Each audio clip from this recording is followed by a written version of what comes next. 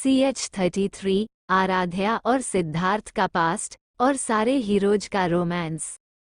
आराध्या और सिद्धार्थ का पास्ट और सारे हीरोज का रोमांस। आज किसी का भी कमेंट नहीं लिखूंगा बिकॉज टाइम नहीं मिला, पर आप सबकी विशेष के लिए शुक्रिया एंड एग्जाम के बाद आपको मैं कहानी में वापस जरूर टैग करूंगी। लुक्स के पूछने पर स्टुअर्ट ने कहा, सिर, हमारा जो ड्रग्स इंडिया और स्वीडन के कुछ कॉलेजेस में हम सप्लाई करवाने वाले थे, उसे माफिया किंग ने ढूंढ निकाला और उन ड्रग्स के साथ पुराने वाले ड्रग्स जो इंडिया से गायब हुए थे उसके साथ फेंक कर जला दिया है, और साथ में हमारे उस आदमी को भी ढूंढ निकाला जो ये सब इंडिया रहकर ड्रग्स का सप्लाई करवाता था। और लुक्स गुस्से से, और क्या? स्टुअर्ट घबराते हुए, सिर, उसने उस आदमी को बहुत बुरी मौत मारी है, उसका शरीर हमारे बेस पर नंगा करके फेंक दिया है और उसके साथ 2 मैसेज मिले हैं। लुक्स तिलमिलाते हुए, कैसे मैसेज? स्टुअर्ट डरते हुए, सिर, आप खुद ही देख लीजिए। ये कहकर उसने स्क्रीन लुक्स के आगे कर दी। स्क्रीन पर जो लिखा था, जैसे जैसे वो पढ़ रहा था, लुक्स की आंखें गुस्से से लाल हो गई और वो गुस्से से तिलमिलाते हुए जोर से चिल्लाया। उसका गुस्सा देख स्टुअर्ट और वहां बैठे सारे आदमी डर गए, क्योंकि उस मैसेज में माफिया किंग ने लिखा था, कोशिश तुमने बहुत अच्छी की थी कि तुम इंडिया के मेडिकल कॉलेज में अपना ड्रग्स भेजना का, पर तुम भूल चुके थे कि तुम्हारा सामना किससे हो रहा है। जहां से तुम सोचना खत्म करते हो, वहां से मैं यानी कि माफिया किंग सब कुछ सोचना शुरू करता है। नरेश रायचंद की सारी जानकारी की मदद से बहुत जल्द तेरे पत्ता सिर्फ भारत से ही नहीं, पूरे जहां से गायब करूंगा। माफिया किंग लुक्स गुस्से में, मैं तुम्हें छोड़ूंग नहीं। माफिया किंग, एक बार, बस एक बार तुम्हारी कोई कमजोरी हाथ लगे, तब देखना तुम्हें घुटनों पर ला कर ना छोड़ा तो मेरा नाम भी लुक्स नहीं। इतना कहकर पगालों की तरह सारे सामान तोड़ने लगा। उसकी इस हरकत को देख सब डर रहे थे। वही उनमें एक शख्स था जो तिरछी मुस्कान के साथ लुक्स की हरकत देख भी रहा था और रिकॉर्ड भी कर रहा था। पंखड़ी पंखड़ी पंखड़ी पंखड़ी पंखड़ी पंखड़ी पंखड़ी पंखड़ी पंखड़ी पंखड़ी पंखड़ी पंखड़ी पंखड़ी पंखड़ी पंखड़ी पंखड़ी। वही इंडिया में आज, क्योंकि सभी गर्ल्स फॉरेन कंट्री जाने वाली थी, तो सब ने अशिर्त और पैंट पहना था और सभी बहुत प्यारी लग रही थी। कशिश ने इस वक्त ब्लैक टी शर्ट, डीनिम जैकेट और ब्लू जीन्स पहना था।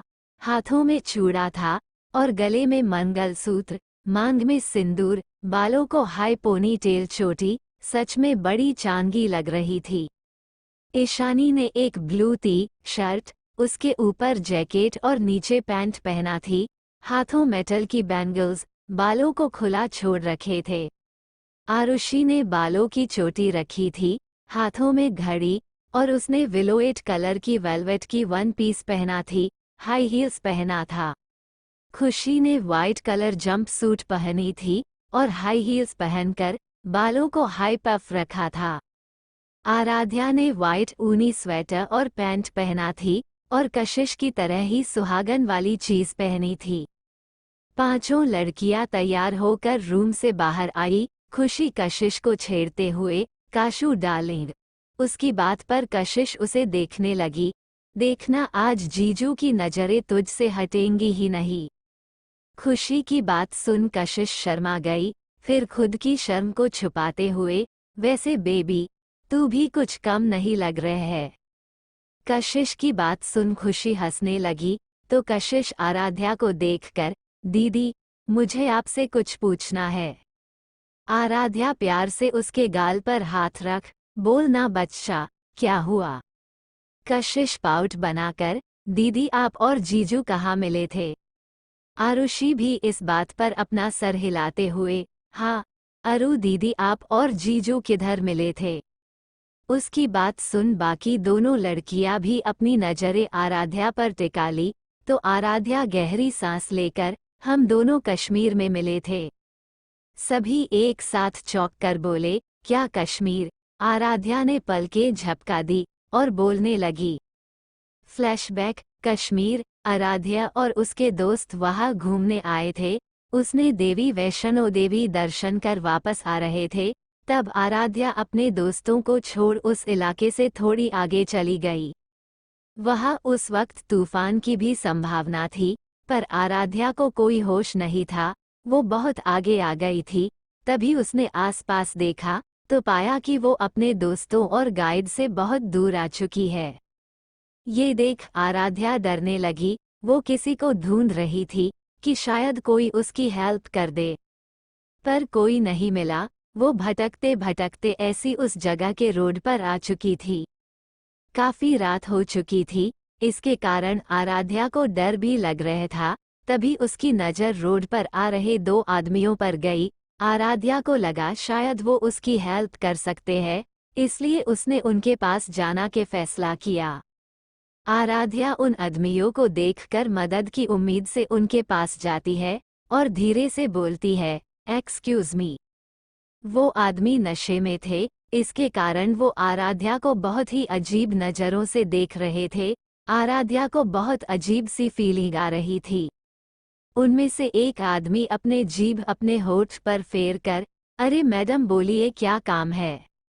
उनके ऐसा करते ही आराध्या को अच्छा नहीं लगा। वो जल्दी से वहां से भागने लगी, पर वो आदमी अब उसको भागता देख उसके पीछे भागने लगे। दूसरा आदमी पहले आदमी को देखकर बोला, जल्दी पकड़ उसे, आज तो रात रंगीन करेंगे। उसकी बात सुन पहला आदमी अपना सर हिलाया और भागने लगा। आराध्या काफी तेजी से भाग रही थी, पर कश्मीर की ठंड से उसका शरीर उसका साथ छोड़ रहा था। आराध्या भाग ही रही थी कि वो किसी चीज से टकरा गई और नीचे गिरने लगी। चोट की डर से उसने अपनी आंखें बंद कर ली। उस शख्स ने आराध्या को गिरता देख उसको कमर से पकड़ लिए। वही आराध्या डर की वजह से उस शख्स की बाहों में सिमटी हुई थी। जब आराध्या को चोट का एहसास नहीं हुआ तो उसने आंखें खोली। उसकी नज़र किसी के काली गहरी आंखों में खो गई। उस शख्स ने फौजी के कपड़े पहने थे। उस शख्स ने पहले धीरे से आराध्या को खड़ा किया और पूछा, आप ठीक है? और आप है कौन? ये कैसे आई? उसकी बात सुन आराध्या उसके गले लग गई और सुबकते हुए बोलने लगी, वो मैं मेरे दोस्त और गाइड के साथ थी, पर मेरा ध्यान भटक गए और मेरे गाइड्स और दोस्त कहाँ है मुझे नहीं पता। मैं रास्ते के खोज में भटक रही थी।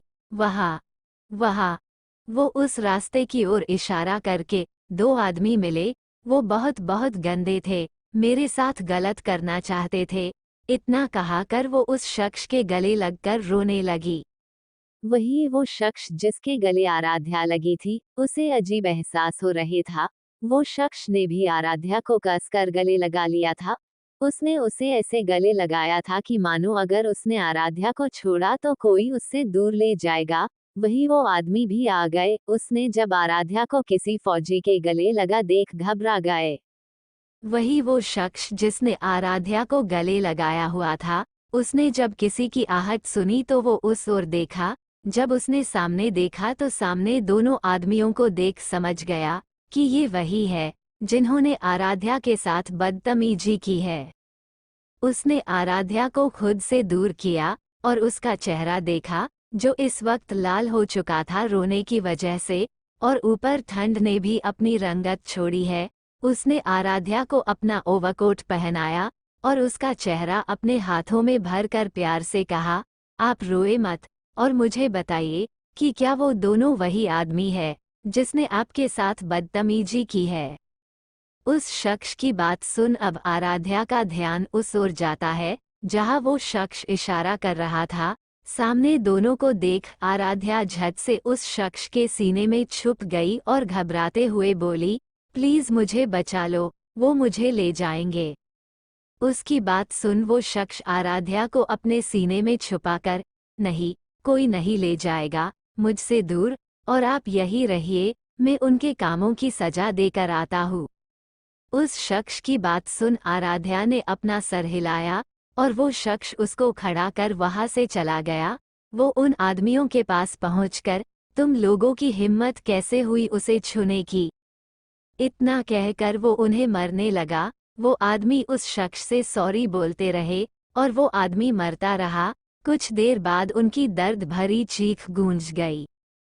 सारी फ्रेंड्स, मैं इस फाइट का डिस्क्रिप्शन नहीं दे पाऊंगी, इसे आप इमेजिन कर लीजिए।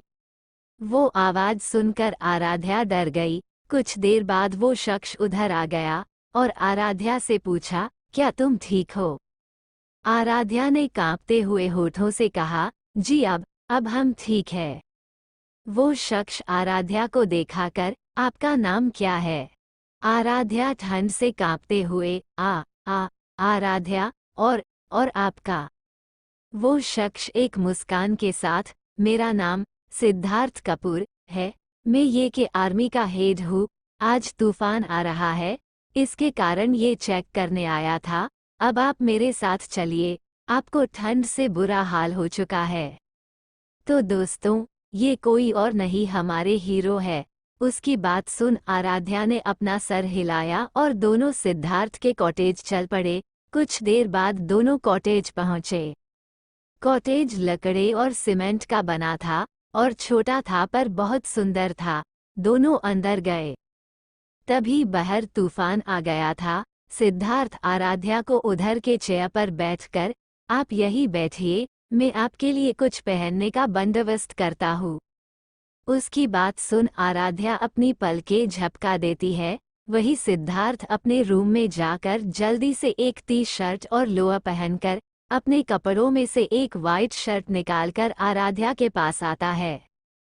दोस्तों, ये एक आर्मी कॉटेज है, इसलिए ये एक ही माले का था।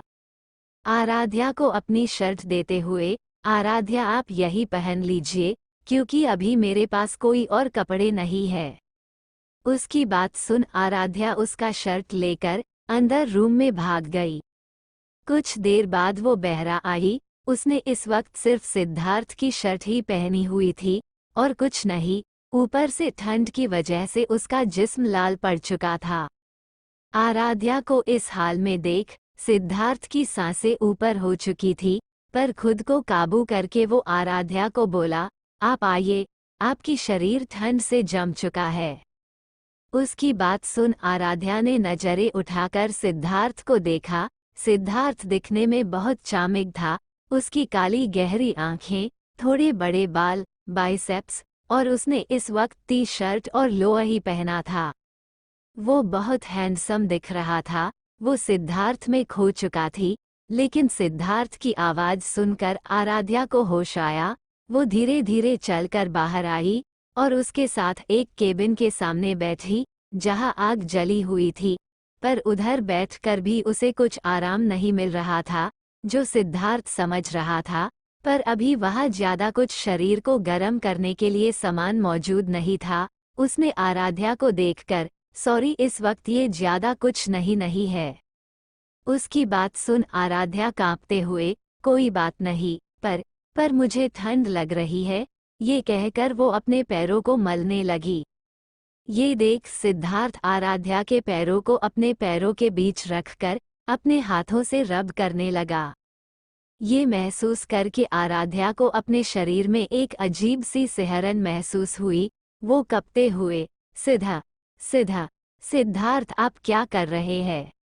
सिद्धार्थ, जो खुद इस एहसास को समझ नहीं पा रहा था, आराध्या के सवाल को सुनकर अपने जज्बातों को काबू करके, आपके शरीर को गर्म करने की कोशिश कर रहा हूँ, वरना आपकी शरीर का तापमान बहुत गिर चुका है। अपने लिए इतनी चिंता और इज्जत देख आराध्या को बहुत अच्छा लगता है, पर अब ठंड भी उस पर हावी हो चुकी थी। वो धीरे से बोली, सिद्धार्थ हमसे बर्दाश्त नहीं हो रहा, बहुत ठंडा लग रहा है। सिद्धार्थ परेशान होते हुए आराध्या को अपने गोद में उठाकर, आराध्या प्लीज आंखें खोलिए, अगर आपने आंखें बंद की तो मुझे कुछ और करना पड़ेगा। पर शायद अब बहुत देर हो चुकी थी, क्योंकि आराध्या अब धीरे धीरे सोने लगी थी। अब सिद्धार्थ के पास कोई रास्ता नहीं था सिद्धार्थ बेड से उठता है और धीरे से एक एक करके अपने सारे कपड़े उतार देता है और फिर वो आराध्या के ऊपर से वो सारी कंबलें हटा देता है और आराध्या के भी शर्ट निकाल देता है। आराध्या की बॉडी पर अभी एक भी कपड़ा ना होने के कारण उसे पहले से ज्यादा ठंड लगने लगती है, जिसकी वजह से वो बेहोशी में भी कराहने लगती है। तभी सिद्धार्थ उसके बगल में लेटते हुए उससे कहता है, बस बस हो गया।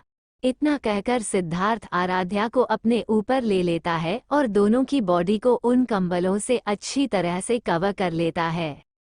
कंबल के अंदर आराध्या की बॉडी सिद्धार्थ की बॉडी से पूरी तरह से चिपकी हुई होती है और सिद्धार्थ ने भी आराध्या को पूरी तरह से अपने आप में समेट लिया होता है और लगातार सिद्धार्थ उसकी बैक रब कर रहा होता है। आराध्या की बैक को रब करते करते वो आराध्या के माथे पर किस करता है और अपने मन में सोचने लगता है, अब इससे कुछ इम्प्रूवमेंट हो जाए आराध्या की कंडीशन में, वरना मुझे वो करना पड़ेगा जो मैं अभी नहीं करना चाहता। प्लीज़ बाबा जी कुछ इम्प्रूवमेंट दिखा दो ताकि मुझे वो सब करने की ज़रूरत ही ना पड़े। ऐसे ही सिद्धार्थ आराध्या को अपनी बॉडी से गर्मी देने की पूरी कोशिश करता है, पर शायद आज उसके लिए अच्छा दिन नहीं था। सिद्धार्थ 2 घंटों तक आराध्या को अपने ऊपर लिए लेटा रहता है, पर आराध्या की बॉडी पर ठंड ने कुछ इस तरह से कब्जा कर लिया है कि आराध्या की ये कोशिश भी नाकामयाब हो जाती है। ये देख सिद्धार्थ अपने मन में बोलता है, नहीं नहीं, अब जो होगा उसके लिए मुझे माफ कर देना आरू। इतना कहकर वो उसके माथे पर शिद्दत से चूम लिया। इतना कहकर सिद्धार्थ उसकी पोजीशन चेंज करता है, जिसकी वजह से अभी आराध्या बेड पर होती है और सिद्धार्थ आराध्या के ऊपर होता है। सिद्धार्थ आराध्या के माथे पर एक डिप किस करता है और उसके माथे से अपना माथा जोड़ता है। फिर सिद्धार्थ आराध्या के नीले पड़े हुई होंठों पर अपने होंठ रखकर उसे धीरे से किस करने लगता है और फिर बिना किसी देरी के एक झटके में ही अपने आप को आराध्या की बॉडी में इंटर करता है, जिसकी वजह से आराध्या की बॉडी में अचानक से एक झटका लगता है और उसके बंद आंखों से आंसू बहने लगते हैं। अरू कुछ वक्त के लिए वैसे ही रहता है और उसके आंसू साफ करते हुए उससे कहता है, I know I took your virginity without your consent Aaradhya. इस गलती के लिए मैं खुद को कभी माफ नहीं कर पाऊंगा बेबी, और ना ही आपसे ये उम्मीद करूंगा कि आप मुझे माफ करें। सॉरी मेरी जान। ये बातें कहते वक्त सिद्धार्थ के आंसू बह रहे थे और फिर कुछ मिनट बाद सिद्धार्थ ने अपनी बॉडी को मूव करना स्टार्ट किया, जिसकी वजह से बेहोशी की हालत में भी आराध्या की हल्की सी चीखें निकल रही थी, जो सिद्धार्थ के दिल के टुकड़े करने के लिए काफ़ी थी और ये भी उसे साफ कर रहा था कि आराध्या आज भी पाक है। भले ही सिद्धार्थ ये मजबूरी में आराध्या की जान बचाने के लिए कर रहा था, पर इसमें उसे अपने आप से ही घिन आ रही थी। सिद्धार्थ कुछ देर तक आराध्या के साथ बहुत जेंटल था, पर जब उसे ये महसूस हुआ कि यहाँ उसकी जेंटलनेस कुछ काम नहीं आएगी, तब ना चाहते हुए भी उसे अपनी स्पीड बढ़ानी पड़ी। सिद्धार्थ वो सब करते वक्त बुरी तरह से हाँफ रहा था और तो और उसकी पूरी बॉडी पसीने से भीग चुकी थी। जब उसका ध्यान आराध्या की तरफ पड़ा तो उसने देखा कि आराध्या के माथे पर भी अभी काफी पसीना आ चुका था। सिद्धार्थ ने आराध्या की बॉडी को टच किया, जो अभी थोड़ा नॉर्मल टेम्परेचर पर थी, और ये देख फाइनली सिद्धार्थ की जान में जान आई। वो इतना ज्यादा थक चुका था कि वो सीधा आराध्या के ऊपर लेट गया और फिर अपनी पोजीशन को चेंज करके आराध्या को अपने ऊपर लेकर सो गया। अगली सुबह जब आराध्या की आंख खुली तो उसने खुद को सिद्धार्थ के सीने पर पाया। एक देख वो चौंक गई और अगले पल जब उसे एहसास हुआ कि उसने कुछ नहीं पहना था, वो हैरान हो गई।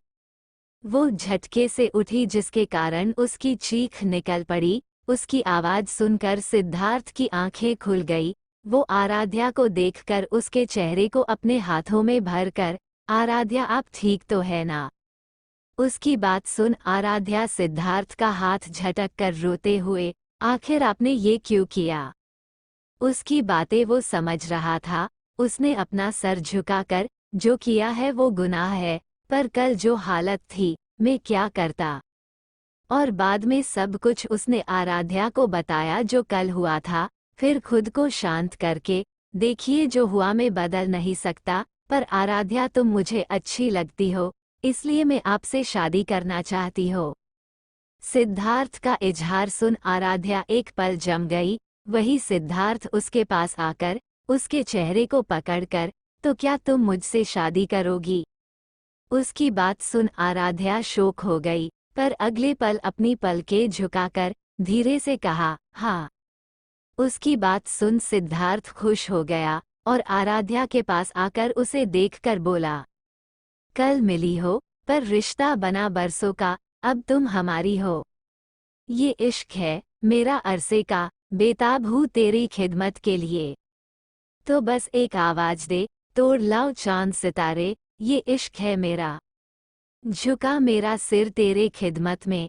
दोनों ने बहुत पल गुजरे कश्मीर में। उसके बाद जब आराध्या सिद्धार्थ के बारे में बताने के लिए आई, तब तक महेश जी ने उसकी शादी युग से तय कर दी थी और आगे का आप जानते हो। Flashback and. उनकी कहानी सुनकर सारी लड़कियां तो हैरान रह गई, वही आराध्या शर्म से नीचे भाग गई। स्टडी रूम में माहिर, सिद्धार्थ, युग, रेयांश और त्रिश बैठे थे और उनके लैपटॉप में लुक्स का हाल देख रहे थे। रेयांश हंसते हुए, भाई लगता है लुक्स पागल हो गया है। वही युग अपने कोल्ड ऑरा में आकर बोला, नहीं, लुक्स का ऐसा बेकाबू होना किसी खतरे की तरफ इशारा करती है। युग की बात सुन माहिर और सिद्धार्थ साथ में बोले, हाँ युग, सिर सही कह रहा है।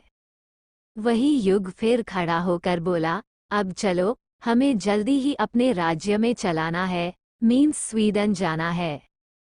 पांचों बाहर निकल आए और नीचे गए। सभी अपनी बंदियों को देख एकदम मदहोश हो चुके थे। वही युग सीधा कशिश के पास आकर उसके कमर में हाथ डाल उसके कानों को चूमते हुए बोला, बीबी आज तो तुम जहर लग रही हो। उसकी बात सुन कशिश का मुंह लाल हो गया और उसने अपना चेहरा युग के सीने में छुपा लिया।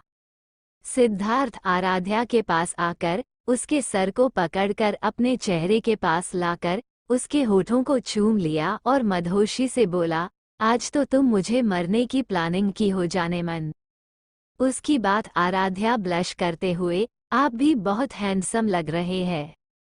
रेयांश ईशानी के पास आकर उसे खुद से सटाकर, अरे वाह ठाकुराइन सा, आप तो खूब जज रही है। उसकी बात सुन ईशानी शर्म से अपनी नजरें झुकाकर, ठाकुर सा थोड़ा शर्म कीजिए, हम हाल में खड़े हैं। वही माहिर आरुषि के पास आकर उसको खुद से सटाकर, मेरी होने वाली बीबी आज तो बड़ी कामल की लग रही हो। आरुषि भी दबंग के साथ, हाँ, वो तो मैं हूँ, क्योंकि ऐसी हो थोड़ी ना। आरुषि ओबरई बनकर पैदा हुई थी।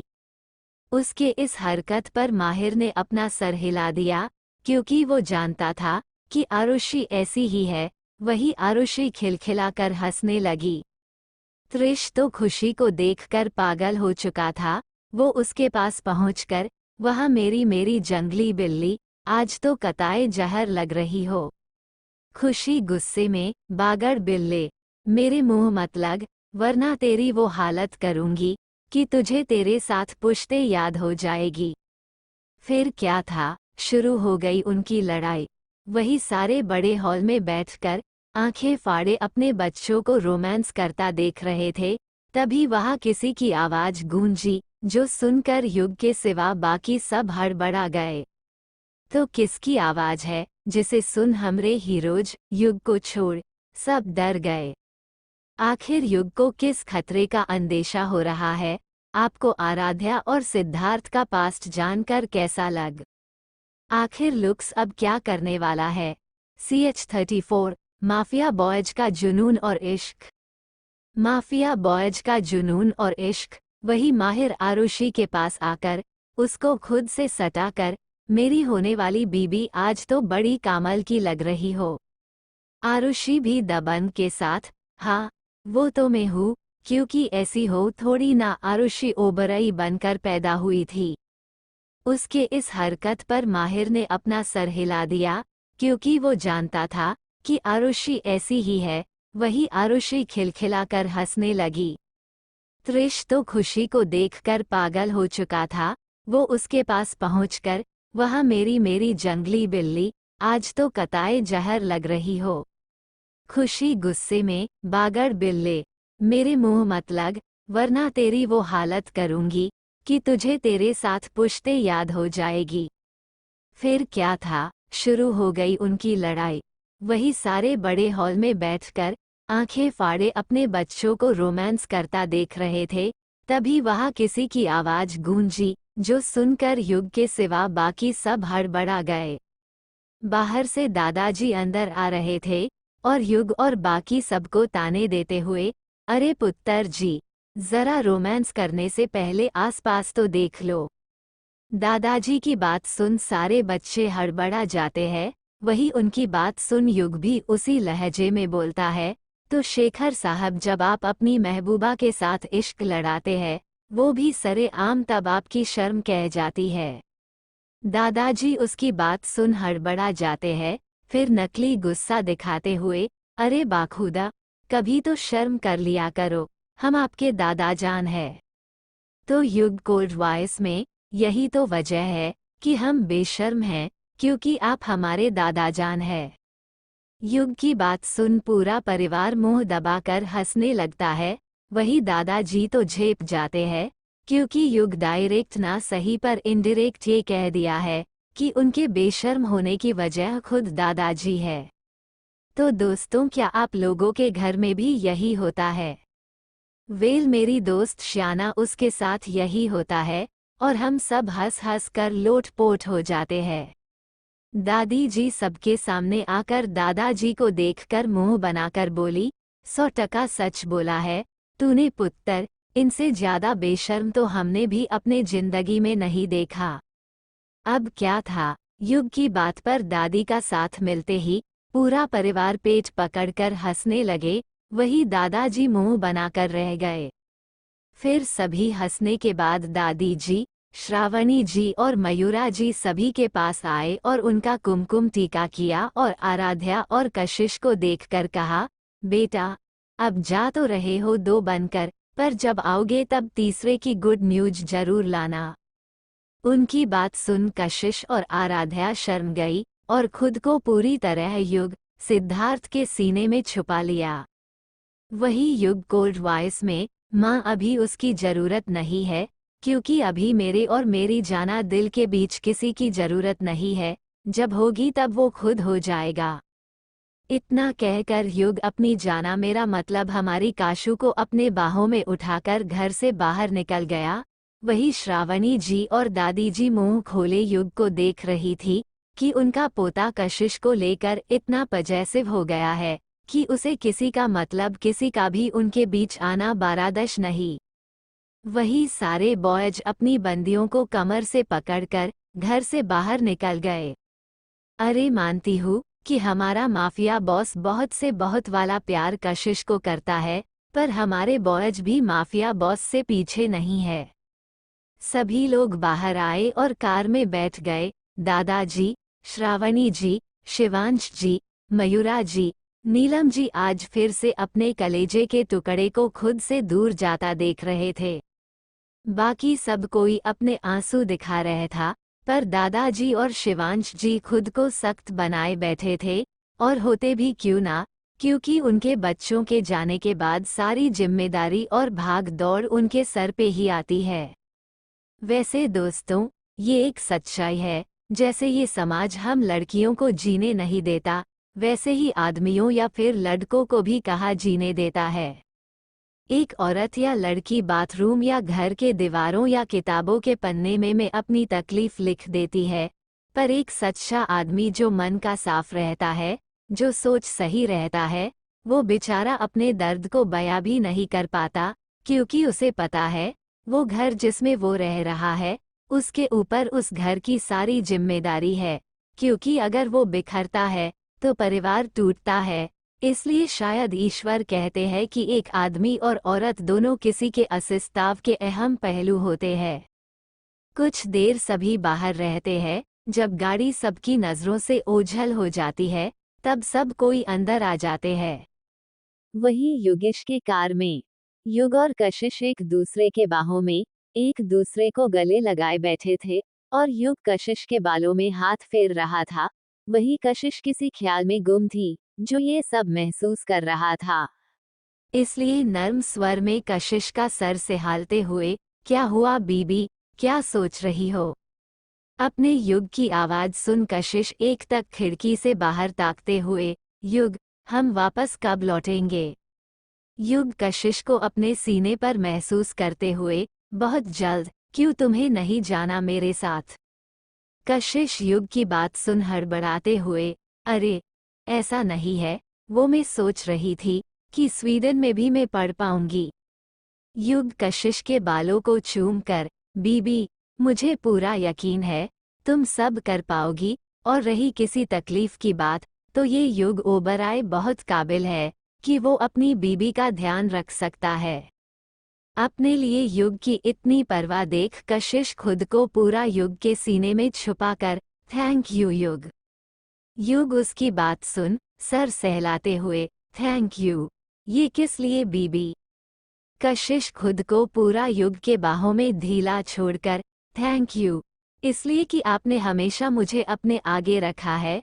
आपको पता है मेरे असली मॉम डैड जो थे, उनके बारे में मुझे कुछ याद तो नहीं है, पर जितना सुना था, वो यही था कि डैड ने मॉम को चिट किया और उनको प्यार और ना सम्मान कुछ नहीं दिया, पर आपने मुझे सम्मान भी दिया और प्यार भी दिया, इसके लिए शुक्रिया। उसकी बात सुन युग मुस्कराते हुए बोला, तू मेरी चांद है। तो इस शुक्रिया की सिफारिश ना कर, इश्क है मेरा जुनूनी। तू बस मेरे जिंदगी की इबादत कर, तू तो वो इश्क है जिसके लिए मैं हो जाऊं फना, ये मेरा सनक है, जिससे अब कोई ना बच सका। युग की बात सुन कशिश ने खुद को युग के सीने में छुपा लिया। वैसे एक बात सच है, अगर हर लड़की का पति उसे समझने लगे, तो उनकी जिंदगी कितनी सुधार जाए ना। आरुषि और माहिर के कार में, माहिर के कंधे पर सर रखकर आरुषि कहीं खोई हुई थी। जब माहिर ने ये देखा तो आरुषि के सर पर हाथ सहलाकर, क्या हुआ अरु, तू क्यों परेशान लग रही है? आरुषि माहिर को देखकर परेशान होते हुए कहा, माहिर मुझे डर लगा रहा है, अगर वही स्वीडन में किसी फिरागन में तुझ पर नजरें डाली तब मैं क्या करूंगी? माहिर आरुषि की बात सुन हंसते हुए, अरे झल्ली मेरी, इस माहिर पर सिर्फ 2 ही लड़कियों का हुक्म चलता है। उसकी बात सुन आरुषि उसे एक आईब्रो उठाकर देखती है, तो माहिर हंसते हुए, ज्यादा ना सोच, वो 2 लड़कियां, एक तू और दूसरी मेरी काशु है।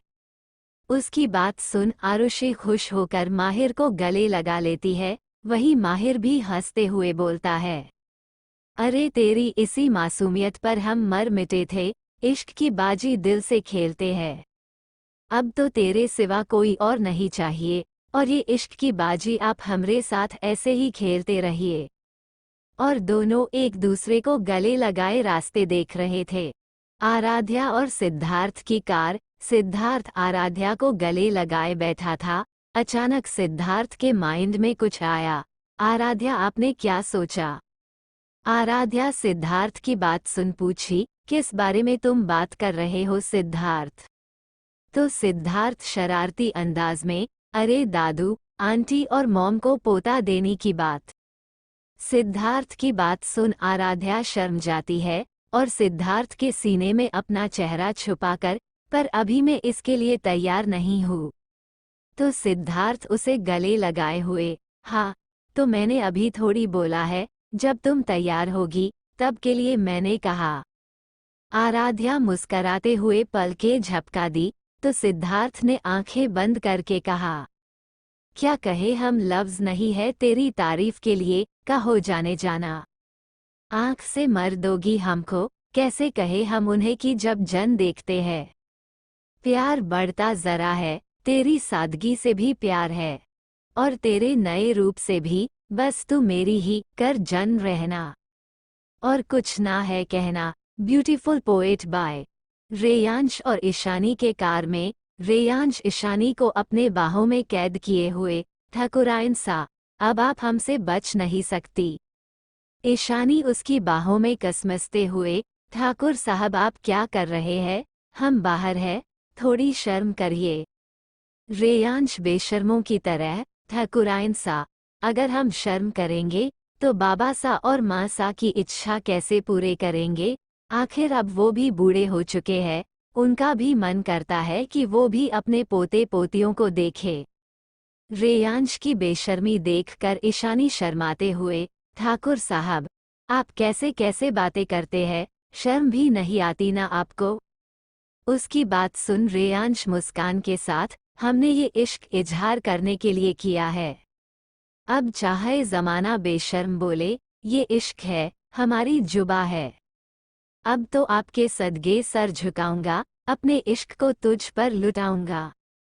ईशानी रेयांश की शायरी सुन मुस्करा दी और शर्मा कर रेयांश के सीने में सर छुपा ली। वही रेयांश उसको अपने बाहों में जकड़ कर उसके बालों को चूम लिया।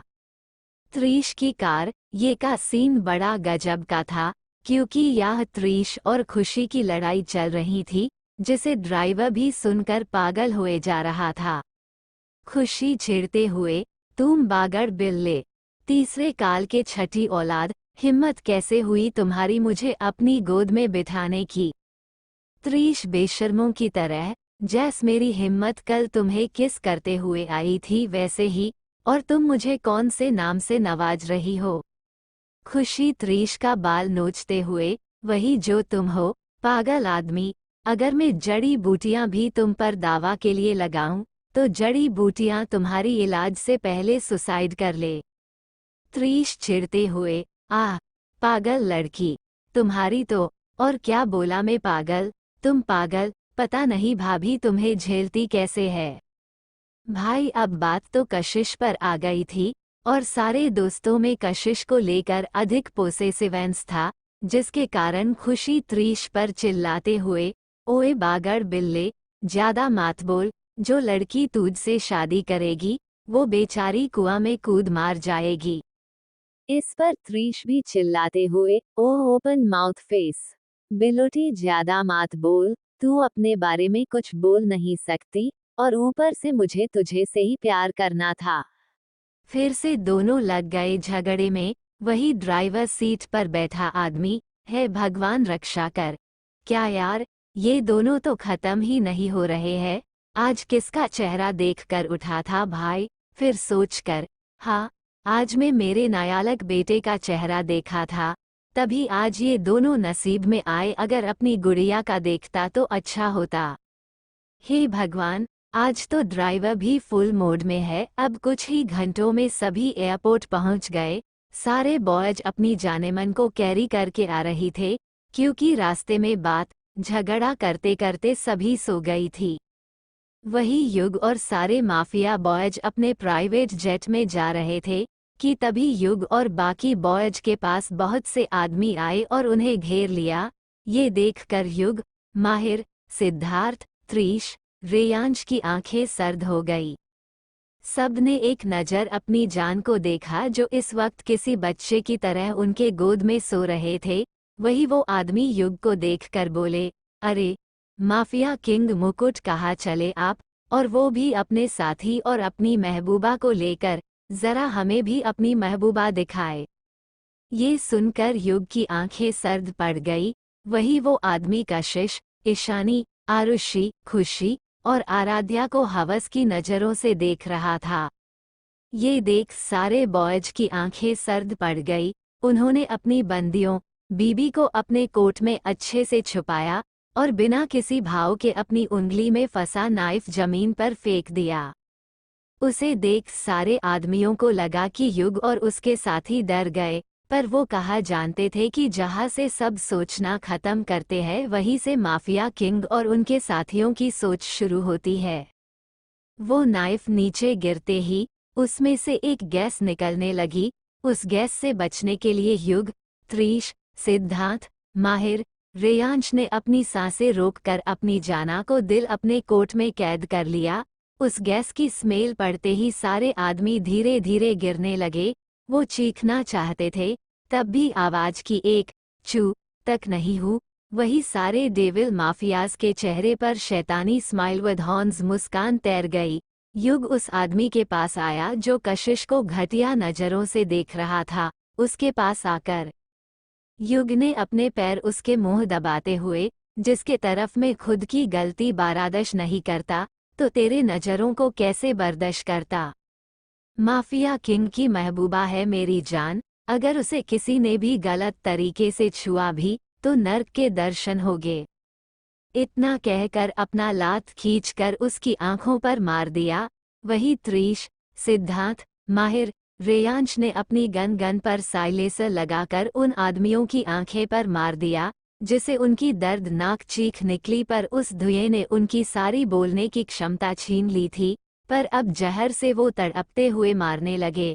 वही हमारी हेरियन अपनी नींद फरमा रही थी, बिना ये जाने कि उनके पति और होने वाले पति दोनों इस कदर उनके लिए पागल हो चुके हैं कि अब अगर किसी ने उनकी तरफ नजर भी उठाई तो वो उन लोगों को तड़पा तड़पा कर मरेंगे। माहिर ने कोल्ड वॉइस में अपने गार्ड्स से कहा, इन सबको ठिकाने लगाओ। उसकी बात मानकर गार्ड्स अपने काम पर लग गए। वही सारे माफिया बॉयज अपनी जान को उठाए और युग के जेट में चले गए। जेट अंदर से बड़ा सुंदर था। उसमें सारे माफिया बॉयज का अपना पर्सनल रूम, स्टडी रूम, खाने के डाइनिंग टेबल और टीवी था। अंदर जाकर सबने अपनी जान को एकदम संभाल कर, मानो वो कांच की गुड़िया हो, अपने रूम में ले जाकर सुला दिया और अपनी जाना के माथे को शिद्दत से चूम कर बाहर आ गए। लेकिन बाहर आते ही वो लोगों वैसे नहीं दिख रहे थे जैसे वो अपनी जान के सामने होते हैं। अब अगर कोई उनको देखता तो उन लोगों को नर्क के देवता का एहसास होता। युग, त्रिश, सिद्धार्थ, माहिर, रेयांश सब सीधा बाहर आए और पायलट को बोल प्लेन टेक ऑफ की परमिशन दी, जिसके बाद प्लेन टेक ऑफ हो गया। वही स्टडी रूम में सब बॉयज पहुंचे। स्टडी रूम, सभी बैठे हुए थे और सबका मन गरम था। त्रिश गुस्से में डांट पीसते हूँ, भाई आखिर ये किसने किया? अगर एक बार मेरे हाथ लग जाए स्वाहा कर दूंगा। आज उसके वजह से उन लोगों ने मेरी जान को देखा था। उसकी बात सुन युग अपना गुस्सा दबाते हुए, जिसने भी किया है अभी पता चल जाएगा। मतलब? माहिर ने पूछा। तभी युग का फोन बजा। युग ने फोन स्पीकर पर करके वहां से उसका असिस्टेंट बोला, गुड मॉर्निंग सर। सर, हमें पता चल चुका है कि एयरपोर्ट पर आप सभी पर किसने हमला किया था। सिद्धार्थ भड़कते हुए, किसने किया? जल्दी बताओ। सिद्धार्थ की बात सुन असिस्टेंट ने कुछ बोला, जिससे युग, त्रिश, सिद्धार्थ, माहिर, रेयांश सबका गुस्सा आपे से बाहर हो चुका था। तो आखिर असिस्टेंट ने ऐसा क्या कहा? जब कशिश, ईशानी, आरुषि, खुशी और आराध्या की आंख खुलेगी और खुद को प्लेन में पाएंगे तो उनका कैसा रिएक्शन होगा? युग, त्रिश, सिद्धार्थ, माहिर, रेयांश अब क्या करेंगे उस आदमी के साथ जिसने ये सब किया है? आगे की कहानी जानने के लिए पढ़ते रहिए सो माफिया की इनोसेंट ब्राइड।